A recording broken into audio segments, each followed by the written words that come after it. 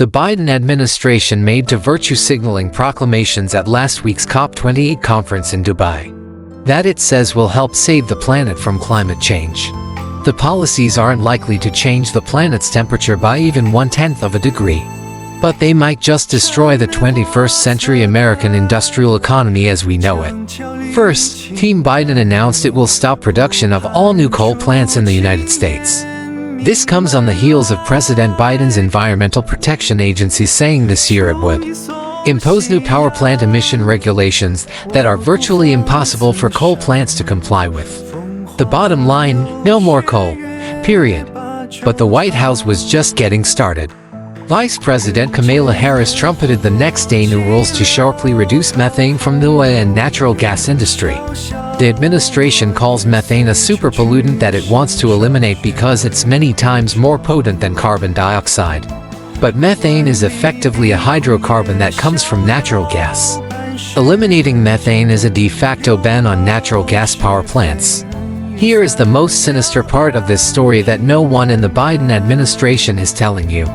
Eradicating coal and natural gas plants will ravage America's electric power capacity. These regulations will cause rolling blackouts and brownouts across the country.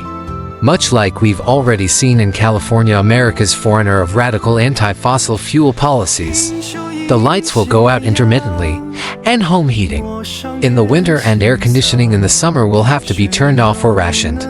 Without gas and coal plants, hospitals, schools, the internet, construction projects, and factories will be routinely shut down when unreliable alternative energy sources like wind and solar power aren't delivering enough juice.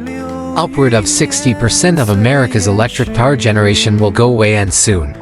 Coal still provides roughly 20% of our electric power. Natural gas supplies around 40%. What will make up for this lost power, especially given that our demands on the power grid are only going to multiply over the coming years as the Greens want the entire network of cars, trucks, and vans to be powered by charging up on the electric grid? The Biden administration, in other words, wants to nearly double the demands on the electric grid network. At the same time, it wants to shut down more than half of the nation's power generation, and the most reliable sources at that. Something must give.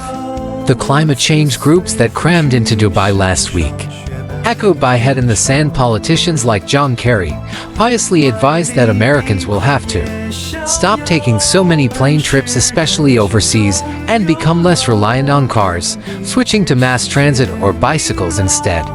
Some people may believe these mandatory sacrifices and rationing of modern-age conveniences are justified to stave off catastrophic climate change. Except the shutdown of our coal and natural gas power plants won't move the needle a millimeter on greenhouse gas emissions and may make global CO2 emissions worse, not better.